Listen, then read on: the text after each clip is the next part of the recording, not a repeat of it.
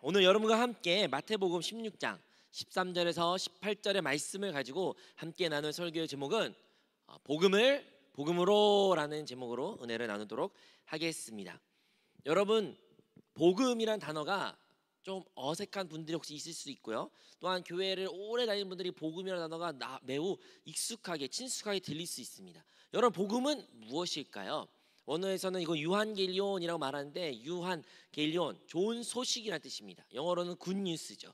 여러분에게는 좋은 소식, 굿뉴스가 무엇이 있습니까? 제가 잘 알고 있는 한 사람의 예를 들자면, 그 청년은 원래 미국에서 태어나서 미국에서 자랐는데, 미국 사람이었는데, 미국에서 여러분 아시는 것처럼 워낙 학비가 비쌉니다. 대학교도 비싸고 대학원은 더더욱 비싸죠. 그런데 그 비싼 학비를 대출을 받으면서까지 본인의 꿈을 이루고자 미국에서 공부를 시작했습니다. 그런데 대출을 받아서 열심히 그것을 공부하였고 자기의 미래를 차곡차곡 준비했지만, 그런데 생각보다 잘 풀리지 않았어요. 여러분들은 만약에 여러분의 그 미래에 준비한 것이 공부하면서 잘하고 있는데 잘 안 되면 어떤 선택을 하십니까? 뭐 사람마다 다를 수 있지만, 에이, 여태까지 투자한 것이 있는데 끝까지 가! 라는 사람이 있을 수 있고요. 근데 여러분이 여러분의 이름으로 대출을 받았다 생각하십시오.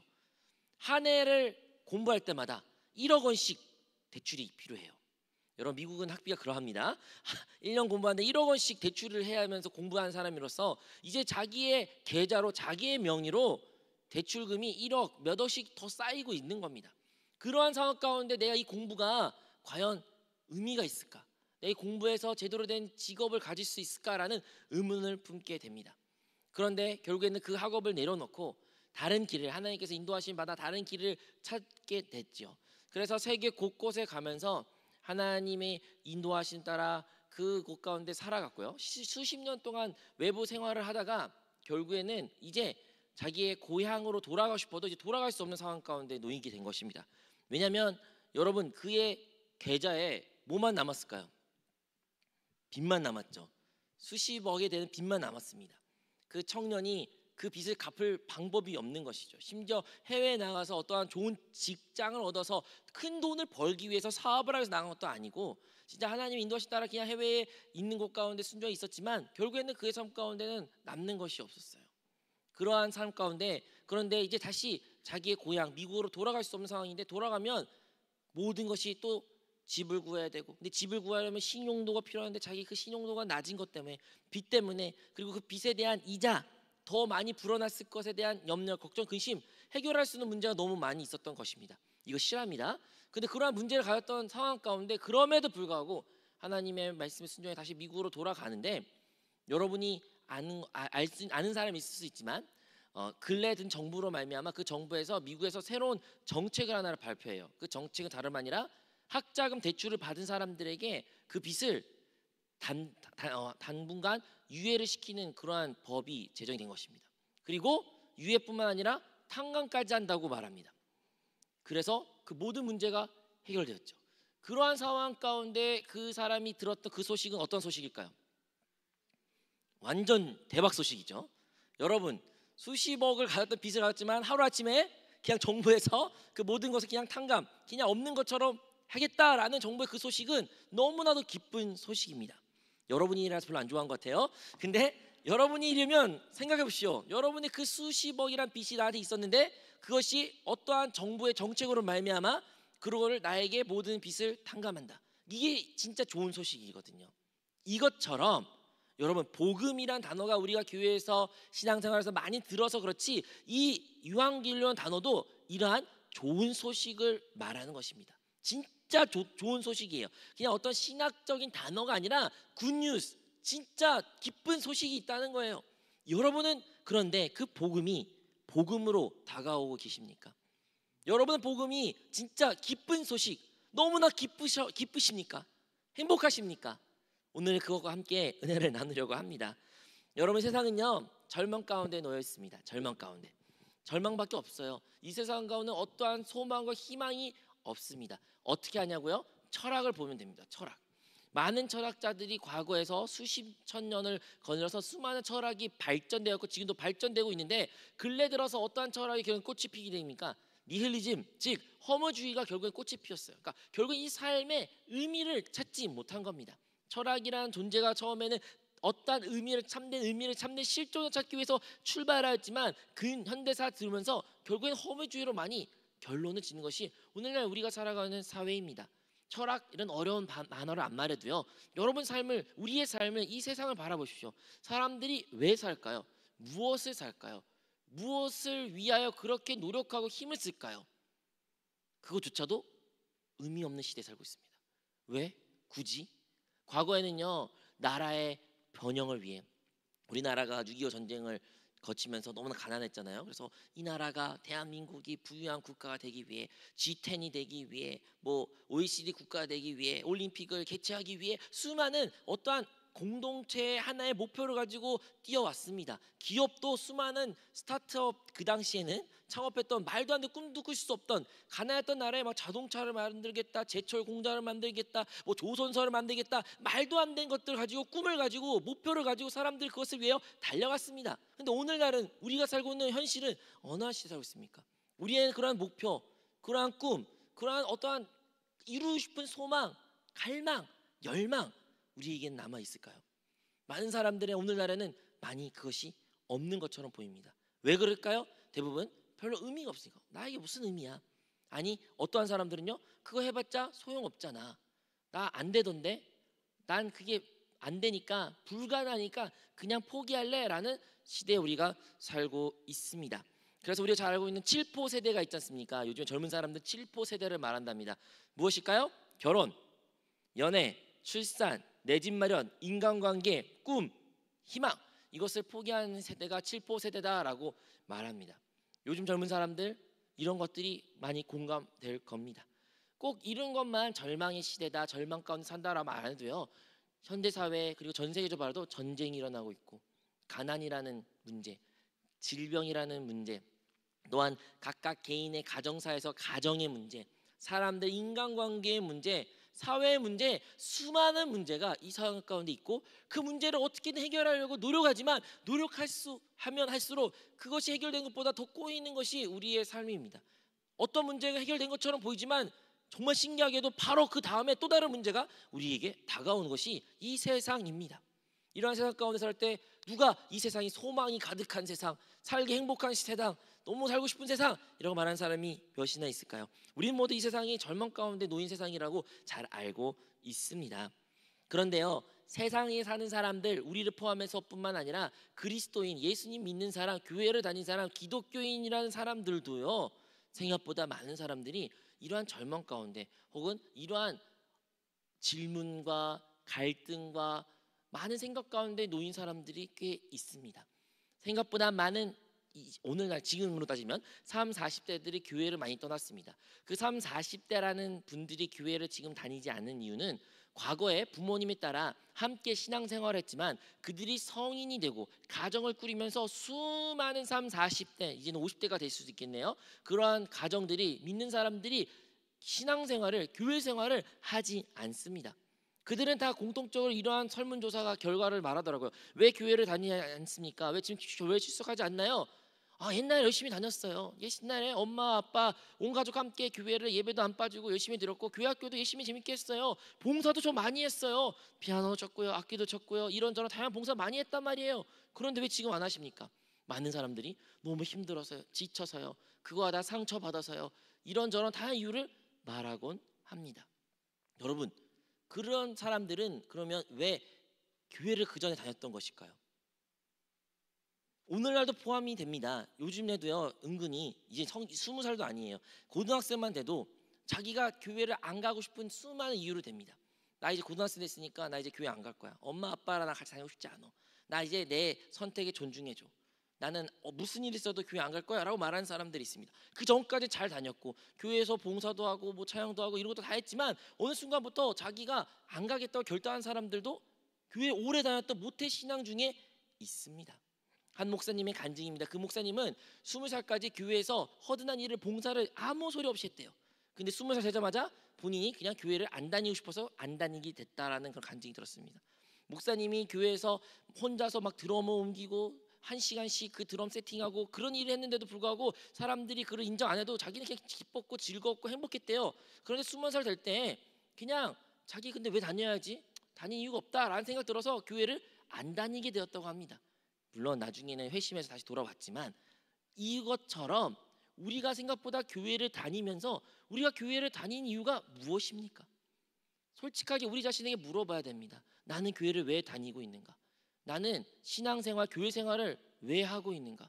내가 부모님 따라 하고 있는 건지, 아니면 사람이 만나는 것이 좋아 사람을 만나고 싶어서 이 자리에 있는 건지, 어쩔 수 없이 환경적인 누가의 강요와 부탁으로 인해 이 자리에 있는 건지, 아니면 재미있어서, 아니면 어떤 문제가 있어서, 뭐 사람마다 다 다를 수 있지만 우리는 솔직하게 우리 자신이 우리가 이 자리에 왜 있는지를 한번 점검할 필요가 있는 것입니다. 이것을 우리가 점검하지 않으면 우리도 그들과 함께 언제든지 교회 신앙생활을 멈추고 교회 출석을 안 할 수 있는 날이 올 수 있습니다. 그건 시기적인 문제입니다. 누구는 그것이 조금 일찍 교회를 안 다니는 것을 선포한 사람이 있는 반면에 뭐 5년이 지나서 10년 지나서 그때 자기가 안 다니겠다 말할 수도 있는 것이죠. 그러면 무엇이 문제일까요? 바로 오늘의 설교 주제처럼 복음입니다. 복음. 그들에게는 과연 복음이 무엇인가? 그들에게는 복음이 있었는가? 진짜 기쁜 소식은 그들은 알고 있는가? 누리고 있는가? 복음으로 삶을 살고 있는지를 우리는 그 질문을 해야 되는 것입니다. 오늘 우리가 읽었던 본문의 말씀은 우리가 잘 알고 있는 바로 예수님과 베드로와 대화한 가운데서 나왔던 이야기입니다. 예수님은요, 이 땅 가운데 오셔서 많은 기적과 많은 가르침과 하나님의 나라를 선포하셨습니다. 그래서 수많은 무리들이 예수님을 따랐고요, 제자들도 생겼습니다. 그런데 사람들이 예수님 바라볼 때마다 이런저런 다양한 말을 예수님에 대해 말했지요. 예수님도 그래서 제자들에게 묻습니다. 사람들이 나에 대해서 무엇이라고 말하냐? 누구는 엘리야, 누구는 뭐 선지자, 이런 저런 다양한 말을 하지만 그러면 이제 너희는 나를 누구라 부르냐 할 때 우리가 알고 있는 것처럼 베드로가 뭐라고 말해요? 주는 그리스도시요 살아계신 하나님의 아들입니다라고 오늘 베드로가 고백합니다. 여러분, 이 시대의 배경도 보면요, 유대인들은 어떠한 시대에 살고 있냐면 우리가 한국이 일제 감정기 시대가 있었던 것처럼 로마의 식민지로서 살아갔던 시대였습니다. 그들은요, 정치적인 자유가 없었어요. 다행히 경제적인 자유도 속박 가운데 있었던 것입니다. 정치적으로 경제적으로 어려우니까 그들의 가정은 피폐했겠죠. 수많은 갈등이 있었겠죠. 지금과 의료가 기술이 발전이 말도 안 되게 뒤처졌기 때문에 질병의 문제도 있었고요, 귀신에 묶인 문제도 있었고요, 또한 다른 사람들 인간관계의 문제, 사회적인 문제도 그 유대 사회의 팽배였습니다. 절망밖에 없던 그 유대 사회 가운데 예수님 같은 분이 나타난 거예요. 그래서 예수님 같은 분이 정말 우리를 이 어려움을, 이 절망을, 희망을 바꾸실 분이 있다라고 사람들이 예수님을 많이 따랐던 것이죠. 그런데 예수님은 그 많은 따르는 것 사람들이 그 다른 것에 큰 관심을 두지 않았어요. 예수님은 더 본질적인 질문하십니다. 그들이 나를 누구라고 하느냐? 그들이 나를 누구로 하느냐?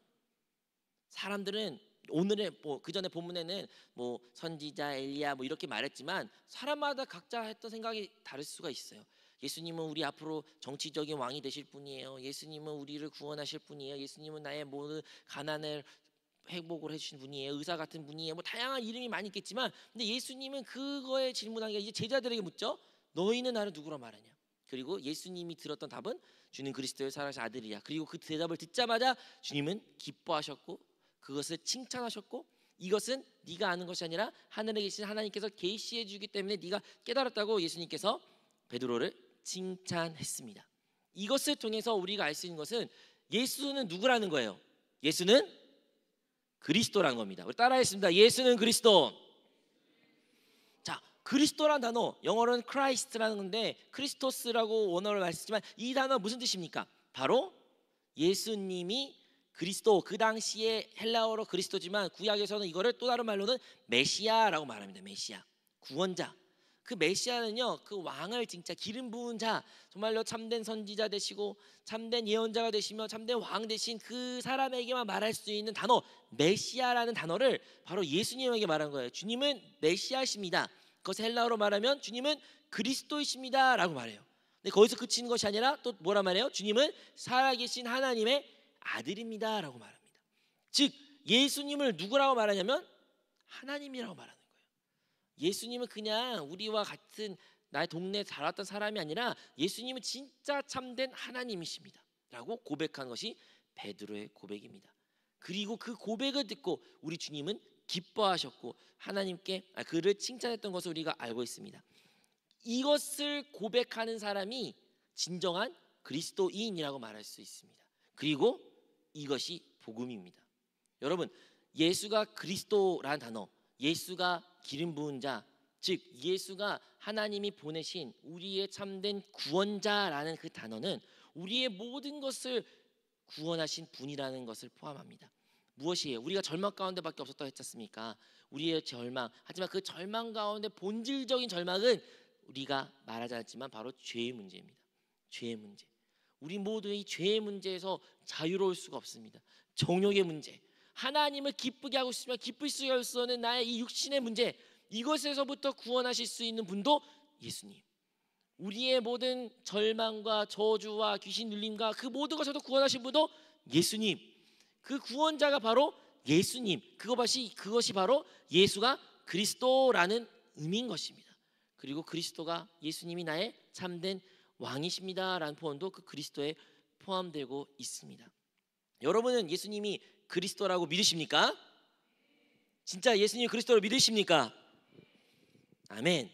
여러분 진짜 예수님이 그리스도 또한 하나님의 아들, 진짜 하나님을 믿고 그 하나님께서 그 하나밖에 없는 아들이신 예수님이 그 하나님의 아들이라는 것을 믿는다면 여러분은 복음을 아는 사람입니다. 그 하나님의 아들이 이 땅에 오셨고 그 하나님의 아들이 나의 그리스도이시며 그리고 십자가와 죽으심으로 말미암아 나에게 참된 구원과 영생과 이제 나와 함께 하심까지 아는 것이 참된 복음의 내용입니다. 그런데 생각보다 이 사실을 머리로는 알지만 우리 삶 가운데 나의 그리스도, 나의 주라고 고백하는 사람들은 적은 것 같습니다. 유명한 C.S. 루이스 기독교 작가분이 이러한 말을 말씀하셨어요. 예수님에 대한 세 가지의 선택이 있대요. 그러니까 예수님이란 존재 이름은 우리 많이 사람들이 알고 있어요. 근데 예수님을 평가할 때 세 가지 평가밖에 없답니다. 첫 번째, 예수님을 거짓말쟁이로 생각한 겁니다.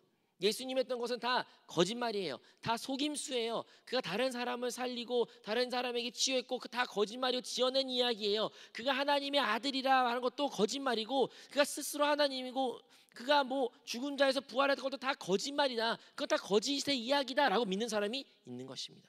두 번째 분류는 어떤 사람입니까? 예수님을 그냥 미치광이라고 생각한 거예요. 그냥 예수님은 살짝 본인이 악의가 있는 건 아니다. 다른 사람을 속이려고 사기꾼처럼 사이비 종교처럼 다른 사람 속이려는 것은 아니지만 그냥 예수라는 사람이 살짝 미쳐서 환상 같은 거 보고 헛소리 같은 거 해가지고 예수님이 그런 이야기를 그런 말들을 한 것이다. 그 미친 사람들에게 끌려가지고 많은 사람들이 그를 따랐다라고 보는 두 번째 사람이 있습니다. 그리고 마지막 세 번째라는 사람은 어떤 사람이 있습니까? 바로 예수님은 진짜 그리스도이시고 예수님은 진짜 하나님의 아들이라고 믿는 사람밖에 없다는 것이에요. 다른 선택권은 없습니다. 여러분, 나는 아닌 이 중에 세 개 중에 여러분은 어디에 속하십니까? 만약에 우리가 진짜 그 세 번째 분류에 속한 사람이라면 우리는 진짜 예수님이 그리스도라는 것이, 예수님이 진짜 하나님의 아들이라는 그 사실은 우리에게 기쁜 소식이요, 진짜 우리에게 복음이고 우리에게는 감동과 우리에게는 세상을 바꿀 수 없는 참된 진리가 되는 줄로 믿습니다. 여러분, 예수님은요 단순히 그냥 어떤 선지자 아니 어떠한 그냥 뭐 가르치는 사람이 아니라 그는 유일한 우리의 구원자라는 거예요. 구원자, 우리를 구원하시는 분. 여러분은 어떠한 상황 가운데서 구원을 받고 싶습니까? 여러분 구원 받고 싶은 그런 문제가 있으십니까? 나의 이 지긋지긋한 환경, 나의 지긋지긋한 이 인생, 나의 뭐 혹시 여러분 구원 받고 싶은 게 무엇이에요? 처음에는 우리 환경적인 거 혹은 우리 육신적인 문제일 수도 있지만 사실 사람의 본질적으로 가면 이 죄의 문제에서부터 구원을 받고 싶습니다. 이 육신에서부터 구원을 받고 싶은 것이 인간의 참된 실존이에요. 근데 그 구원자가 오직 예수님밖에 없어요. 예수님 스스로 말씀하십니다. 나는 길이요 진리요 생명이다. 나로 않고서 절대 하나님 아버지께 나갈 수 없다는 거 말씀하신 예수님 말씀처럼 우리에게 예수님은 다른 선택지 중에 하나가 아니라 유일한 구원자이신 것입니다. 여러분 그것을 진짜 붙잡고 진짜 그것을 믿는 사람은 복음을 아는 사람인 것입니다. 우리가 이 이야기를 많이 들었을 것입니다. 그죠? 아마도 처음 듣는 분 아닌 분도 계실 거예요. 그런데 여러분, 그럼에도 불구하고 그 이야기를 아는데도 나에겐 이것이 기쁜 소식이 들리지 않아요. 아니요 목사님, 기쁜 소식은 알아요. 맞아요, 좋은 소식이죠.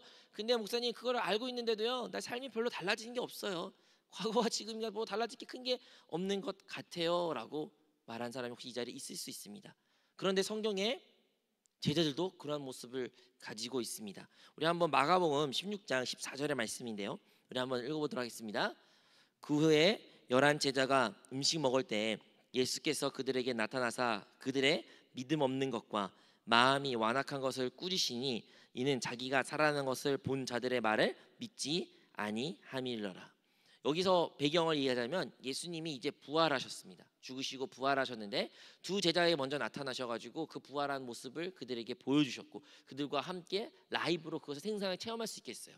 이제 그 두 명이 제자들이 그것을 예수님을 부활한 것을 직접 목격했고 라이브로 체험했기 때문에 다른 제자들에게 말했어요. 예수님이 진짜 부활했어.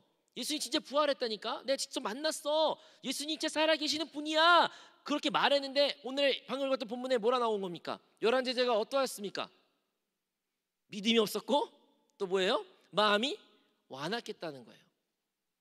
예수님이 그 부활이 믿어지지 않았어요. 예수님이 부활한 것과 나와 상관없는 그런 완악한 마음을 가졌던 것이 11명의 제자들의 모습이에요. 여러분, 오늘 이 자리에 우리가 많이 이렇게 앉아 있는데 누구는요 예수님의 부활을, 예수님의 그 살아계심을 나의 그리스도, 나의 하나님이라고 고백한 사람이 이 자리에 있을 수 있습니다. 그리고 그런 사람들로 인하여 그들이 다른 사람들에게 예수님 진짜 살아있어, 예수님 살아있으니까 우리 예수님을 믿어야 돼, 하나님을 섬겨야 돼, 믿음 생활해야 돼. 저 또한 여러분은 이렇게 얘기하고 있어요. 그런데 이러한 이야기를 아무리 해도 이 이야기가 믿어지지 않는 사람들이 있어요. 그 이야기를 들어도 마음이 완악해지는 사람이 있습니다. 누가요? 예수님의 제자들이. 여러분, 그냥 모르는 사람이 그랬다는 것이 아닙니다. 예수님의 제자들이 이러한 모습을 가졌어요. 예수님의 부활을 믿지 아니하고 예수님의 부활한 사실에 대한 그 기쁜 소식인데도 불구하고 완악한 마음이 단단해진, 정말로 세상 사람들보다 더 어떻게 보면 악한 마음을 가졌던 것이 예수님의 제자들입니다. 오늘날 우리도 혹시 그런 마음을 갖고 있는 분이 이 자리에 계십니까? 오늘날 우리 중에 예수님은 부활하셨어요. 예수님은 나의 그리스도이시고 예수님은 살아계신 하나님이시고 예수님은 이제 부활하사 성령으로 나와 함께 계시고 언제나 동행하신 분이시고 지금 내 안에 계시는데 이 소식이, 이 복음이 믿어지지 않아요. 아니면 그 이야기를 들어도 내 마음은 어떠한 감동도 없어요. 그냥 메마른 마음이에요. 그런가 보구나. 또 이 똑같은 이야기네. 뭔 상관이야? 혹시 그런 마음이 있는 분 계십니까? 그러한 자들을 주님께서는 그런데 외면하지 않았어요. 결코 외면하지 않았습니다. 어떻게 할 수 있을까요? 예수님이 그들에게 나타났기 때문이에요. 오늘도 주님이 말씀을 통해서 우리에게 말하고 있습니다. 말하고 있어요. 우리 다시 한번 읽어볼까요? 그 말씀은 14절의 말씀인데 우리 다시 한번 읽어보도록 하겠습니다. 그 후에 11 제자가 음식을 먹을 때 예수께서 그들에게 나타나사 그들의 믿음 없는 것과 마음이 완악한 것을 꾸짖으시니 이는 자기가 살아난 것을 본 자들의 말을 믿지 아니함이러라. 오늘날도 우리 안에 계신 주님은 우리를 꾸짖으십니다. 오늘도 우리에게 믿음 없는 것에 대하여 그리고 우리의 완악한 것에 대해서 꾸짖으십니다. 그렇다면 오늘 우리가 무엇을 해야 될까요? 사실 우리가 예배 시간마다 모이고 또 기도의 시간을 가는데 무엇을 위해 기도합니까?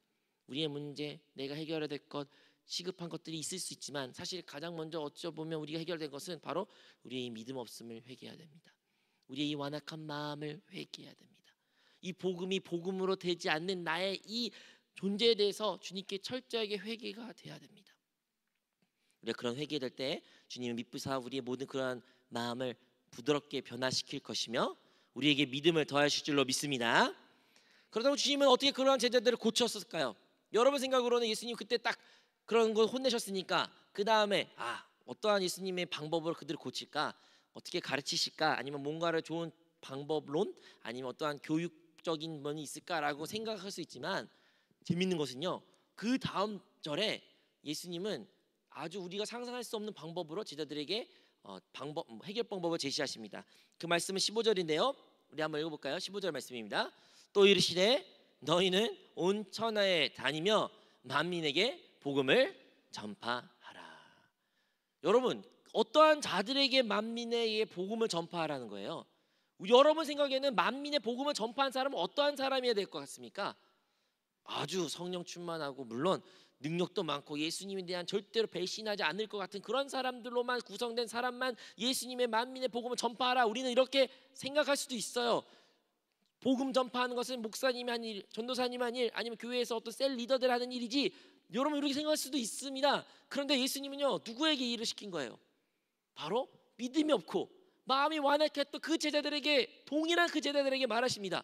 너희는 가서 만민에게 복음을 전파하라. 그리고 그들이 그 말씀에 순종하여 전파할 때, 복음을 말아낼 때에 그 로마 제국이 변화되었고, 정말로 변하지 않았던 모든 것들이 하나님의 뜻 가운데 변화되었고, 구원의 역사가 나타났으며 오늘날까지 그 구원의, 어떻게 보면 교회의 역사가 지금까지 이어지게 된 것입니다. 누구로부터요? 그 완악하고 믿음 없는 사람들로부터 이 모든 일들이 일어난 것입니다. 사랑하는 성도 여러분, 우리는 그 11명 제자들과 크게 다르지 않습니다. 우리도 예수님께 부름을 받아 주님의 자녀가 된 자로서 이제 주님을 따르는 자, 주님을 따르는 제자가 되었습니다. 그런데 우리에게도 완악한 마음과 믿음 없는 모습이 있을지라도, 우리가 이것을 믿음이 생길 때, 나의 마음이 부드러워지고 나서 복음을 전파하면 되겠지, 이 순서로 하지만 반대라는 것이에요. 우리가 먼저 복음을 말아낼 때 우리에게는 생각지 못한 하나님의 놀라운 은혜가 체험되게 되는 것입니다. 우리의 삶을, 이 말씀을 적용해 보자면, 여러분, 우리가 복음을 복음으로 누리기 위해서는요, 이 복음을 말해내야 돼요. 이 복음을 전파해야 돼요. 우리가 그리스도인이라, 내가 예수님 믿는 사람이다, 내 안에 살아계신 예수님이 계신다는 것을 말하지 않으면 결코 그 복음은 복음으로 역사하지 않습니다. 진짜 복음이 복음으로 체험되기 위해서는 우리는 우리의 입술을 열어야 됩니다. 전도한 사람들의 간증들이 많이 있습니다. 무슨 간증이 있을까요? 그들이요, 전도하기 너무 싫어요, 힘들어요, 하고 싶지 않아요, 나 너무 창피하고 난 극아이예요, 내향적인 사람이에요, 다른 사람이 말 못해요. 그런데 그런 사람들 그냥 하나님의 말씀에 순종해서 밖에 나가서 복음을 전했는데, 그냥 예수 믿으세요라는 말만 했는데 다른 사람 많이 안 들어도, 근데 그 말하고 전도하고 갔다 오니까 마음 가운데 기쁨이, 감사가, 감동이 있다는 거예요. 왜 그래요?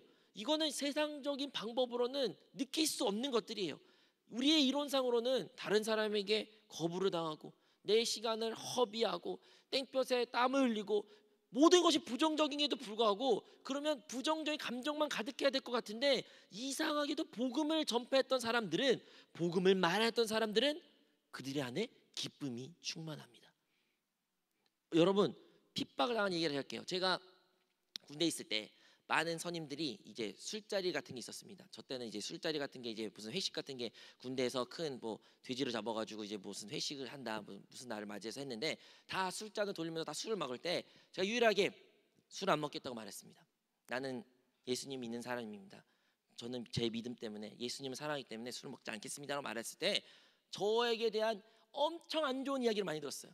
야, 나도 교회 무슨 집사다, 나도 교회 다닌다, 나 몇 년 다녔다. 간부들이 그래요. 올해 뭐 저보다 나이 아버지 뻘 더 아버지 많은 분들이 그런 이야기, 계급으로는 따질 수 없는 많은 별이든 영이든 어떤 사람들이 저한테 뭐 그럴 수 있냐라고 말하지만, 그럼에도 불구하고 제가 그것을 거부했습니다. 두려웠죠, 무서웠죠. 그리고 그 이후에 있었던 많은 어려움과 핍박과 조롱이 많이 있었습니다. 그런데 이상하게도 그러한 조롱이, 그러한 핍박이 있으면 분명히 부정적이고 안 좋은 건데, 제 안에는 기쁨이 더 넘쳐났어요. 내가 예수님을 부인하지 않는 그 사실에 너무나도 큰 감사와 감동이 있었던 것입니다. 여러분, 우리는 복음을 말해내야 돼요. 나는 예수를 믿고 예수님이 지금 내 안에 살아계신다는 것을 분명하게 내 주위에 있는 사람부터, 직장에서부터, 학교에서부터, 모르는 사람에게까지 예수님의 복음을 말해내야 돼요. 그럴 때 우리에게 그 복음이 진짜 기쁜 소식으로, 진짜 복음으로 역사하게 됩니다.